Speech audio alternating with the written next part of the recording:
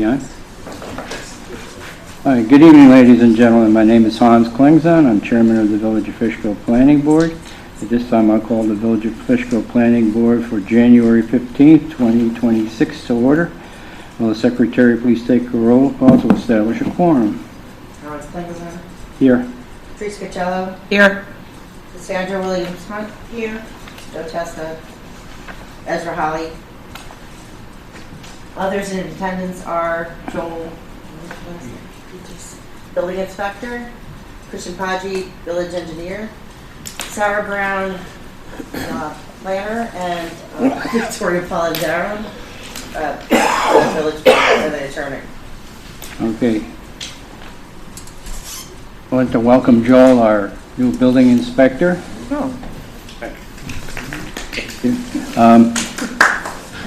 Temporary. I'll entertain a motion to approve the minutes of October 16th, 2025. So moved. I have a motion and a second. All in favor? Aye. Opposed? Carried. First item on the agenda is 42 Jackson Street for site plan approval. Will the applicant please come forward and state your name for the record? Anthony Segretti, the owner. Mike McCormick, Liska McCormick, Van Voor's Architects. Good evening. Evening. What would you like to do? So, Mr. Segretti and his family would like to build a two-family home on a site at 42 Jackson Street in the village of Fishkill. So with that said, I know that there were comments made by the engineer, the planner, and the attorneys, so that we'd like to hear any information that they would like to provide, but also the response and the ideas from the planning board proper in terms of what they like to see. I think the idea is that we're going to try to move forward with the application, see if it's complete, so that public hearing can be set and that a certificate of compliance can be brought forward at the right time.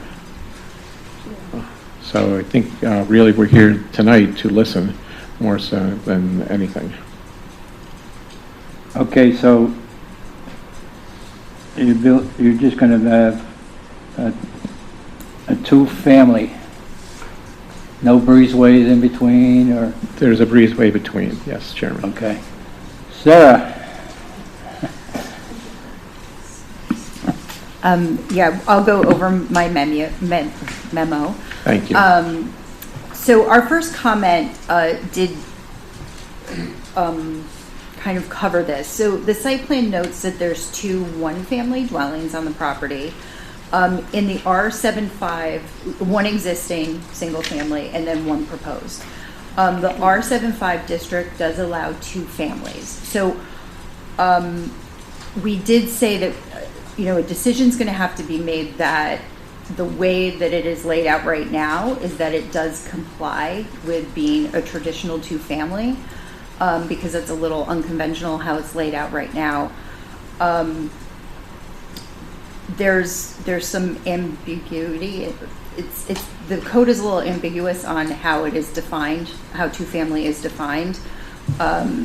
So I think we do need to come to a decision and probably meet with the new building inspector who's here tonight for the first time, and we don't want to put him on the spot to make some kind of decision like this. Sure. So maybe we can have a conversation about that to make sure that we're complying with the code, because a two-family is permitted. We just want to make sure that the building fits the definition of a two-family building. Of course, that makes perfect sense. Like you said, you're in the historic district, so it will need a certificate of appropriateness. We will need to hold a public hearing when we get to that point. I think it will have to go to Dutchess County for review and comment. Is it within? Exempted single family. Well, let me look up. Yeah, if it's a single family home, then I don't think it does. But if it's a two family, it may have to. So. Yeah, and then there will be a recreation fee for the additional residential unit. My comments are very high level tonight because we're not into the detailed application. Lofty, and then Yes. good. That's good, 30,000 foot. We appreciate that. Larry's office. So our main comments were relative to the water and sewer connections.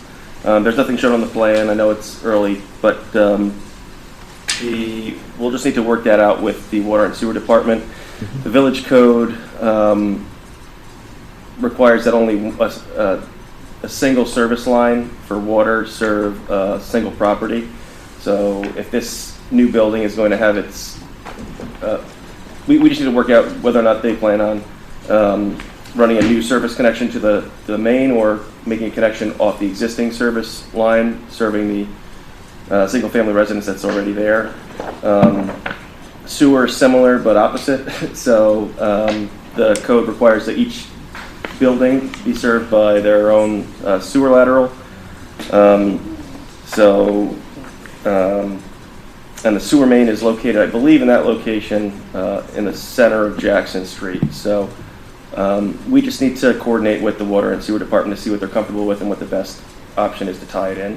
I've already given them a heads up. I spoke to the water and sewer superintendent today. Kind of went through it with him, and he agreed that it'll probably just be a discussion and coordination to determine what the best option is. The other comment that we had that was of any substance really was just stormwater. This project doesn't meet any thresholds or criteria that would require post-construction stormwater management practices that would otherwise typically be required under Speedy's permit. But the board's past practice is to require that applicants address runoff from new impervious areas to the maximum extent practicable. So we're just asking that you guys take a look at possibly putting in some sort of stormwater management facilities to address the roof runoff. I believe the soils in that area are pretty gravelly, so even something like Coltec chambers in the rear or something like that. So that's easy. As long as it can be done practically, we're encourage you to do that. So other than that, our comments were just more checklist items like providing erosion sediment control and details and things like that. So. Hans, I'm sorry, I will add one more thing that I did forget to say, and Christian, I think you had this in your memo. The lot coverage is over by 1%, so you may want to take a look at that and maybe like shrink down, your deck size or something, rather than having to go through the variance process for that. Yeah, we will. We saw that and we said, oh yeah, we're going to find space somewhere. Yeah, I think you can. So. Yeah, definitely. Thank you. Thank you. That was our first comment. Joel, you're brand new to this project. Do you have a comment? Right now, I have no comments. Okay. I will later, I'm sure. Teresa, do you have any? I have a question. So the two separate, one family, where they would be sharing the same driveway and Yeah. parking and Yes. all that? The There'd existing still only be driveway. one driveway? Yeah, Okay. so one cut. Okay. If they're only 10 feet across, is that good? Is that the setback between the buildings? I believe building code is, and you've done 10 better, feet. is it, 10 feet onto the firewall. I thought it was like 7.5 or something. Oh, okay, wow. Oh, they did? Okay. Seems Oh, close. really? New building New code. building code? Residential. Okay. Yeah, there's a building code parameter with that. And you're not going to expand the garage, because is it only one family, one car garage? It is? Yeah, the existing one is the two-car. Oh, But the small, yeah, it's tight. Yeah, regular. Regular cars, yeah. yeah, it's not okay, huge. How's you gonna catch the house on fire and the house? okay. Cassandra? Okay, so that, I think that you will be meeting with the building inspector and Sarah to go over it, and we'll see you on February 19th. Okay. Answer the questions appropriately and certainly meet with Joel and get everyone, ourselves in line with everything that has to occur. And then we'll figure it out. Keep on going. Thank you. Okay. Okay, thank you. Thank you. Have a great evening. Thank you. Next item on the agenda is 1183 Main Street, site plan approval and certificate of appropriateness. Would the applicant please come forward and identify yourself for the record?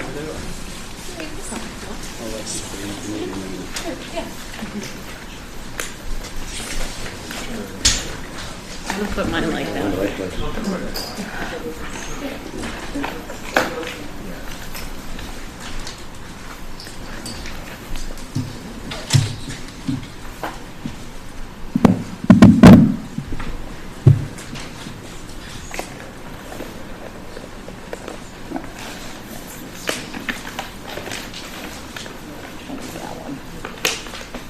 Yes.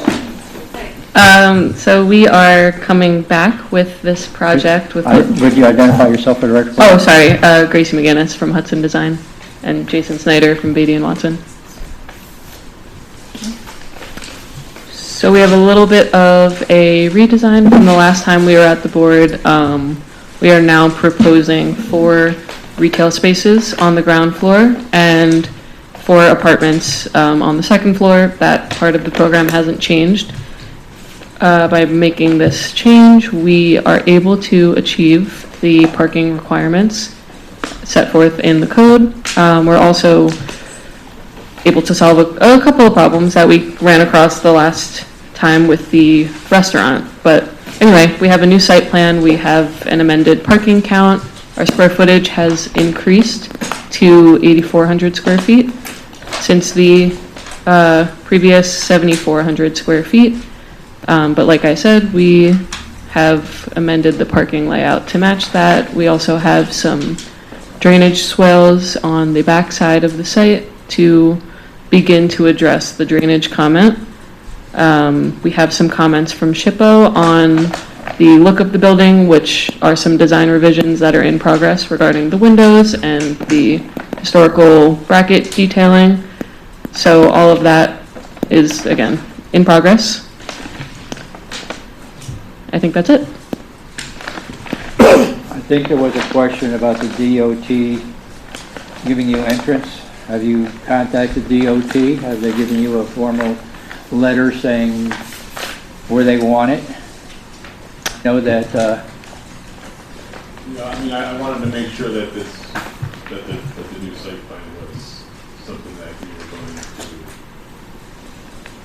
to look favorably upon before I mean, I met with the DOT and that's where they wanted it. So I know that's where they want it. So I just want to, before I go, and I just want to, we want some level of assurance that the board is on board with this plan and the use, really. okay, well, my question is, it's, are we putting the cart before the horse? Because DOT went through there, put sidewalks in, they put a new curb cut in. Yeah. Well, it was The curb cut that they just put in, is that where they want it? no, that's they replaced that's where it was before.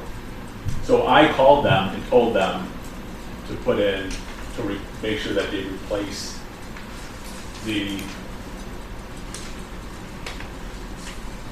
drop curb. And they also replaced it, they also replaced it where, they also stopped it and they put a drop where we have it proposed now. So there's really 2 drops. As you'll see on the plan, they put in a drop here and then they put in a drop here. So Yeah, that we can put this in.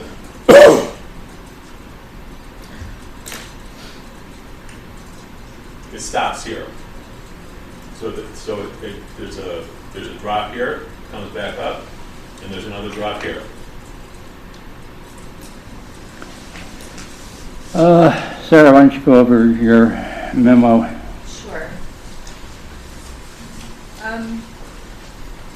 So we did cover in here, just for the board's information, that the previously requested restaurant, the previously proposed restaurant has been replaced. The 4 apartments were retained on the second floor, but they will have a total of 10 bedrooms now, rather than 8 bedrooms previously. And then the building footprint, as you had said, has been increased by 1,000 square feet. Retail is a permitted use in the VCBD district, so there's no issues with that. By changing the use to retail, the parking requirement is less because one of the challenges that the applicant was having was fitting all of the parking on the site. I think for restaurant, you needed 60 some spaces. Yeah. This will require 39 spaces, and they're able to provide 40. So it's a much better layout than what it was going to be with the, they have less challenges than they did with the restaurant. So I understand what you're saying. You wanted to come and talk to the board with the change in use before you went into all the details. So most of my comments here have to do with landscaping, lighting, and things that you'll do on future iterations of the plans. We did ask if you had talked to DOT more and gotten something written from them. I was going to ask you the question because I didn't see where the second curb cut was on there. I was wondering if, because our traffic engineers took a look at this, they're okay, the site distance does seem accurate at the proposed drive. But they were curious if DOT had ever said to you anything about putting a curb cut in directly across from Old Main Street, just because usually in practice, that's where you would put a curb cut, so you're not making too many conflicting movements. Did they ever say anything about doing that? I put it exactly where I met Cassandra Beto, and that's exactly where she wanted it, so that's where I proposed it. Tomorrow I will call Cassandra, and I'll have her come back out, and I'll have her write a letter, and Okay. I mean, That's I'm fine. not going to force her to write a letter, but Right. I'll see what she can do to. Yeah, it was just really a curiosity. I can submit. I mean, if this is good, I will submit the first part of the commercial perm 33, and I'll get it started with the part 1 of the application. Okay. That's, from my end, that's okay. Okay, I did a little traffic. I did do a little traffic study for the peak flow in the morning and in the afternoon, so I can give her that too. And Okay. Yeah, because I mean, ultimately, it's DOT's decision. So Yeah. that's why I think the board has been, keeping up with that, because we don't want to see you go through a site plan process that then they won't give you a permit for. I'm going to Yeah. call her tomorrow and I'll get it figured out. Okay. So that was all the comments that we had. I think it's worth noting too for the board that having it across from Old Main Street in the center of the site basically renders the site unusable in terms of building and parking requirements. So, we're up against that too, and this seems to be really good for both of those. Yeah, that was the traffic engineer from our firm that I spoke with. He said, make sure that DOT isn't looking to do that, because that would dramatically change their site. So that was all the comments that I had. So the curb cuts fall under the jurisdiction of New York State Department of Transportation. So we have any say as to if they're going to give it to you or where they're going to put it, But what we do need is we're going to need a letter from them stating that this is where it's going to be. Yeah.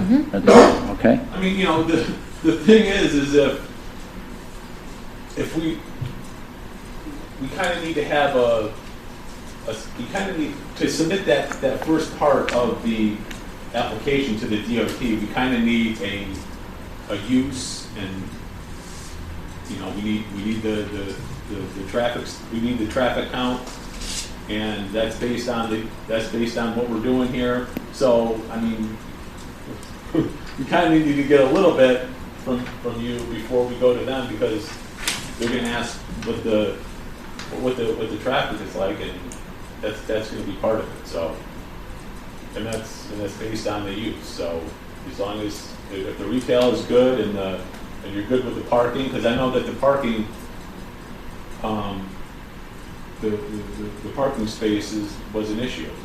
So if we're good, if we meet it and we're good, and you're good with the retail and you're good with the 4, there's 2, 3-bedroom. and two-bedroom, Right. yeah. So then we'll get that going with the DOT. The thing I would add about the parking lot, it is one of the comments we made about, templates to make sure it all works, but I'm assuming that you did that before, laying it out. Okay, Yeah, well, we can put the turning movements on there. yeah, that would be great. Engineering? We didn't really have any new comments. It was just repetition of the last comments. I know that the use has changed, but the level of detail that's been submitted is similar to what was submitted before. So again, it makes sense why you're here, to get the board's initial feedback. And I think all the board is saying is that the next step would be to get the letter from the DOT and include that with your next submission, if you can.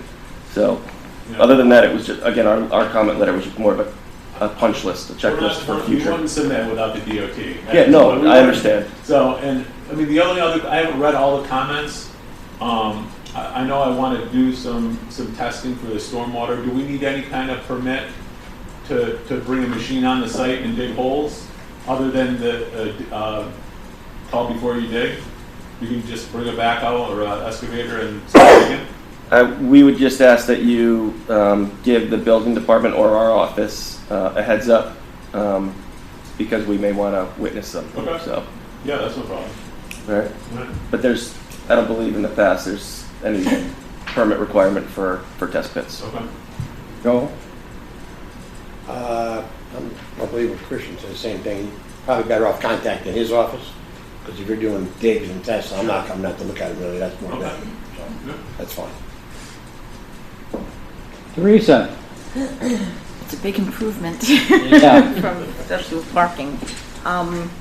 And you, like retail is, you don't have any idea what any of that would be, just, typical, 9 to 5 type operations and. Storefronts, No, yeah. no food services or anything like that. We really don't have any plans right now for anything. Well, that would be a few other requirements for if it was food, but. No. Right, should we put a note on the plans? I mean, if you were gonna have food service, you need the grease traps and you Yeah. start thinking through where all those should go. So maybe Sure. a note that says, these are no food service establishments without site plan amendment approval. Okay, I mean, I think we'd like to, again, like I said, we don't have any plans. We just recently made the change of use, but I don't think we want to rule out any options if we don't have to. So if there are certain requirements, we'd be happy to try to meet them in the event that it does go in that direction in the future. Yeah, so.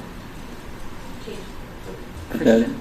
Yeah, I mean, Yeah. if the building if the building would have to be plumbed for food service, because you'd have to separate your sanitary and your kitchen. Right. So if that isn't done, well, I mean, we can talk about that. Yeah, again, I don't know, not sure, but I Right, mean, so retail could be We'll like talk this. about that more. What- yeah. what- So to increase your options and. Yeah, okay. yeah, just for rentals.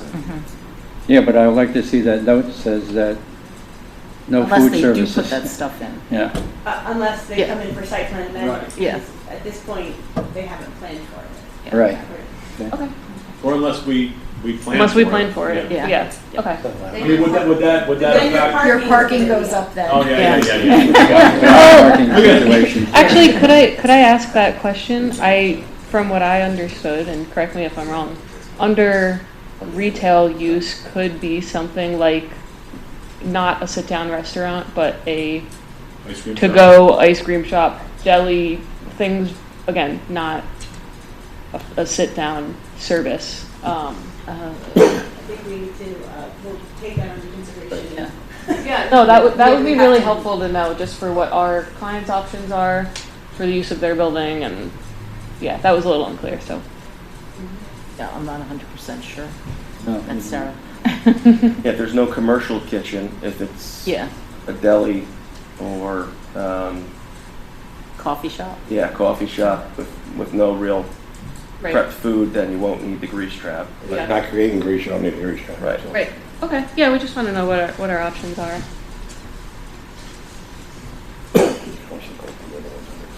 Exactly. Cassandra, any comments?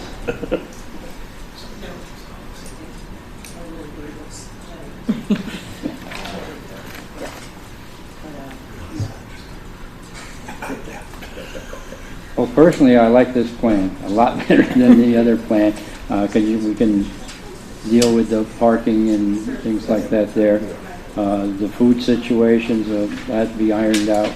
As far as the building department, make a determination, is it a coffee shop, is it an ice cream, what is it that falls into retail, things like that there. You might want to contact with Sarah and the building inspector on that. Sure.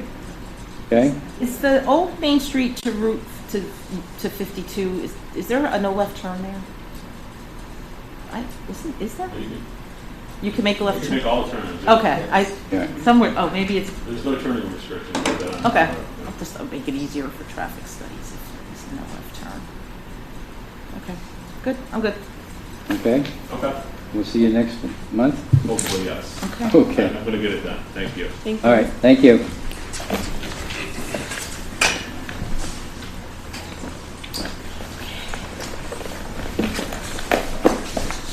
Next item on the agenda,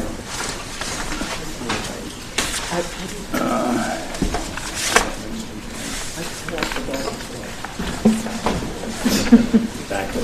So, all right, what are we doing now? This is, next item on the agenda is Promenade 542 Route 9 for approval for additional assisted living. Would the applicant please come forward? Identify yourself for the record. Good evening, I'm Dave Slosher, Shopper Architects, representing Promenade at Fishkill. This is Avi Heineman, owner rep.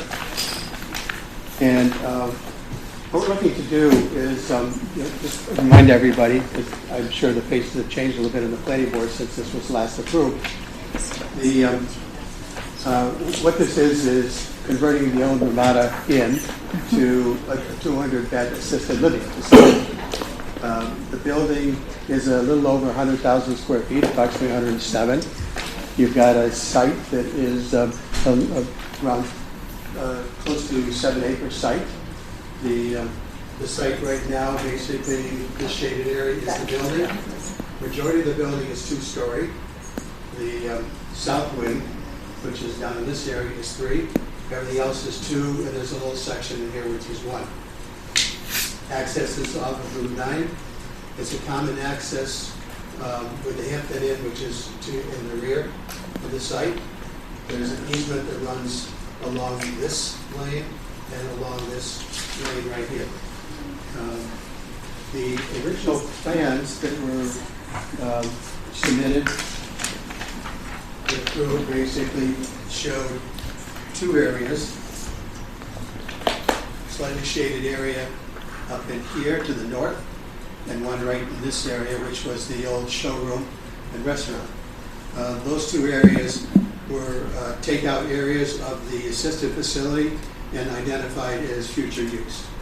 What we're here to do is request a special permit to basically take the northern wing, ground floor, which was set up as 24 hotel rooms, suites, private rooms with full baths, and convert those to basically an independent convalescent unit. Convalescent unit, as it relates to the assisted, the residents will be free to go back and forth. This area would not be licensed by the assisted.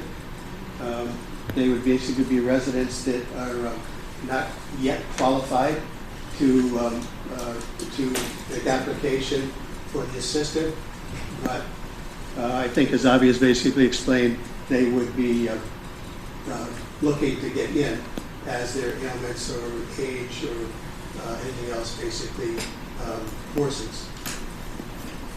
There's no outside work. There's 266 parking spaces on the site. The assisted facility, probably 98% of the residents do not drive.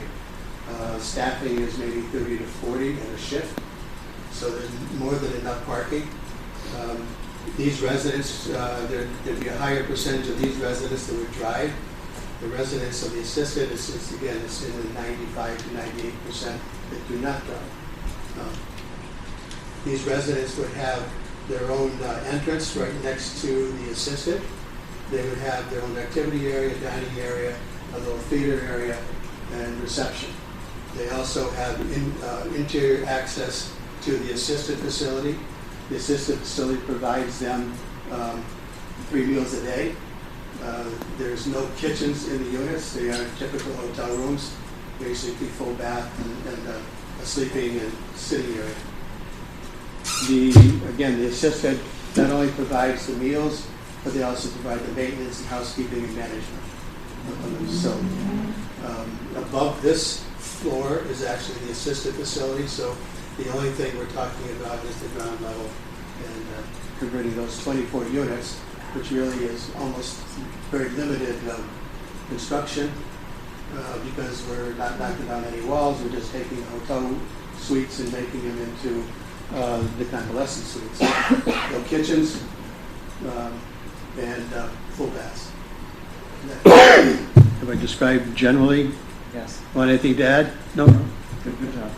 So, did you have any conversations with the prior building inspector about how he would view these extra units? We did not.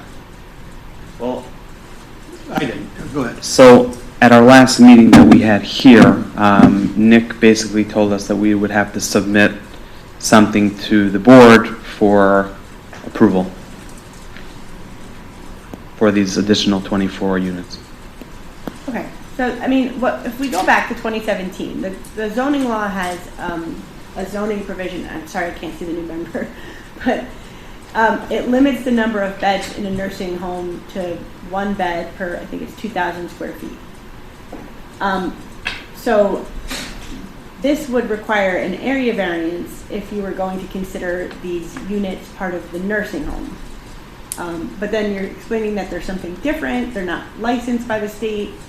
So then the question becomes, well, what are these units, how are these units classified under the zoning law and are they permitted? If I might help a little bit, from a code perspective, this is actually fire separated from the assisted. It's not nursing home, but the assisted. And it has its own exits. And basically, the access into the assisted is for convenience only. So it is a totally separated situation.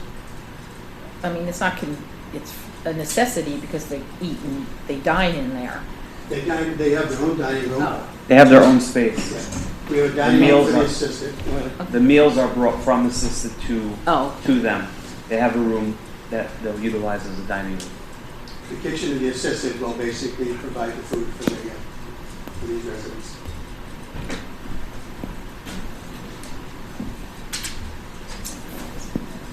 Does anyone remember that when they first came, they were going to save these as like hotel rooms for the families that come visit? Right, the original proposal back in, well, it was probably not 2017, it was probably earlier than that when we began the review, I remember that. was to maintain a portion of the building as a hotel for the family members when they visit. But then the approved special use permit and site plan actually just had that area as vacant area in the building. They had decided to not build the hotel portion. Good memory. Yeah. I'm very surprised at myself. It is good memory. I made that presentation. I did not remember that. So, but the drawings that actually were put out and actually they finally approved just had that as future use. Future use, which is the future is now. Yeah, again, it's actually a good prelude to the assisted. It actually helps them basically bring in new residents. I think right now It's a feeder. it's anticipated that that basically within the next month or so they'll be applying for building occupancy from the building inspector. And that will be followed then by Department of Health, ACF. So within a couple of months they should be open and operating. So the assisted. Oh, they're not open yet? No? Why? I mean, What has to be determined, Victoria? so the question here is, if you consider these like apartments without being part of the nursing home, then they seem to fall under multifamily, which isn't permitted. So if you consider it just part of the nursing home, they would be permitted, but they would need the area variance because they're exceeding the ratio in the zoning law. So they had a variance and they'd have to amend it. I wouldn't classify these, first of all, looking at your code, I agree that basically from a residential standpoint, they are not permitted in this particular zone. They are not apartments. I need to make that entirely clear to you. And they're not standalone apartments because, one, they do not have kitchens. Okay. And they basically are being, as part of what would be a rental, they would be provided 3 meals a day from the assisted living facility.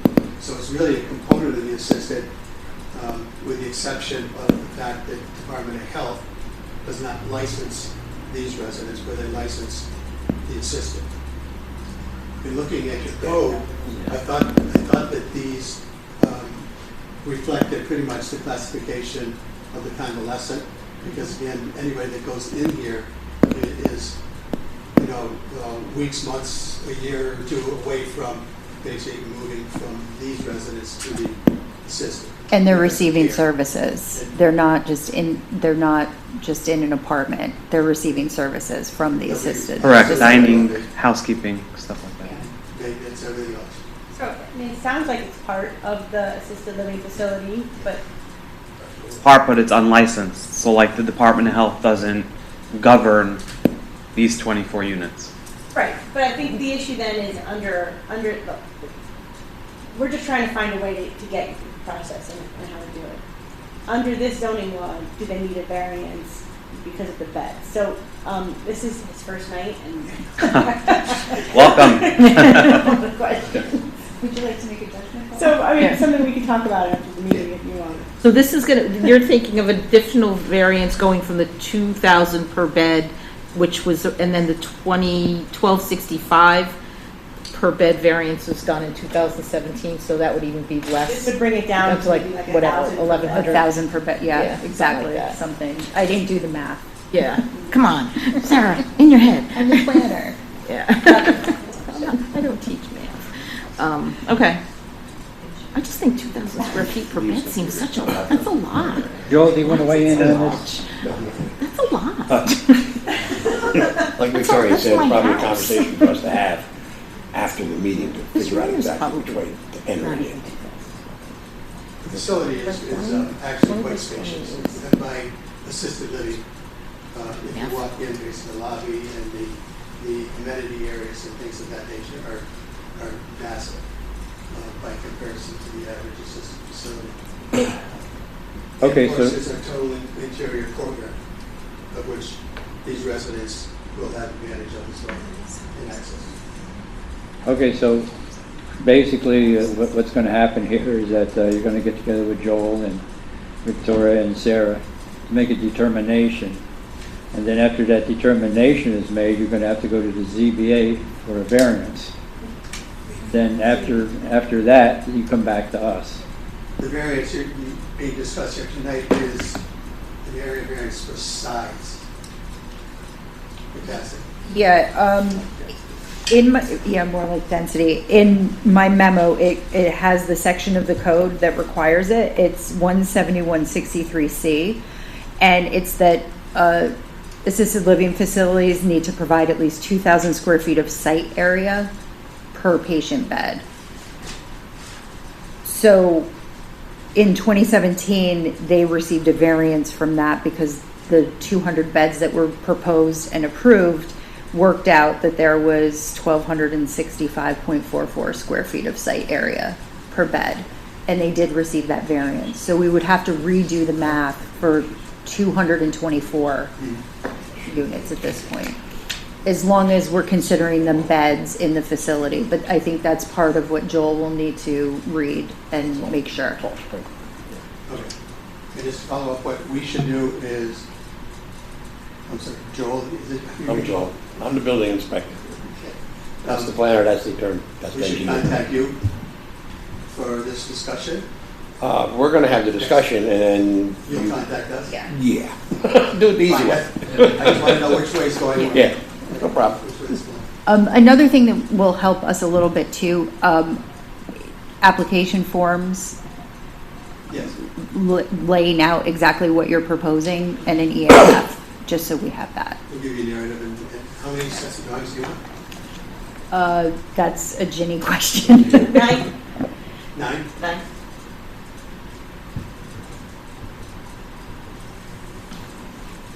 You want electronic copies of anything? Yeah, PDF, please, that'd be great, thank you.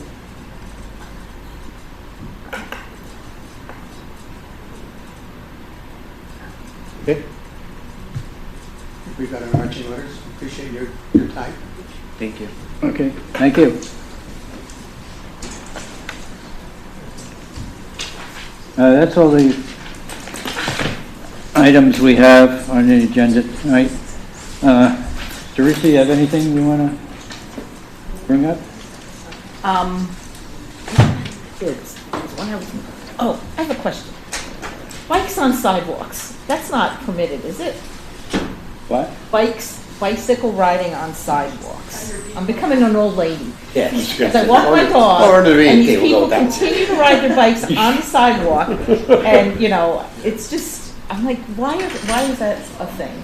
Because they're electric bikes sometimes. So, yeah, exactly. It's like, you know, and there's no cars on the road. Move onto the sidewalk. It's just, do we know if that, I don't know if that, this is the form for it, but I think we need signs, more signs. But that would be me. So Sandra, you have anything? No? Okay, well, Joe, welcome aboard. Hi, Joel and Teresa. And,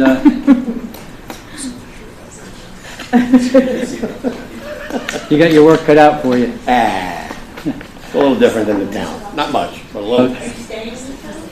Oh, yeah. I'm just filling in. Like I filled in the last time. The last time was short. This one, I don't know. Okay. Before. I'll entertain a motion to adjourn. Before the So last. moved. I think. I have a motion second to adjourn. All in favor? Aye. Opposed? I mean, yes. I Carried. approve, Whatever. Okay. Oh, yeah. Our next meeting is February 19th. Please advise Jenny if you can't make it, so make sure that we do have a quorum, okay? Form today. And welcome to 2020.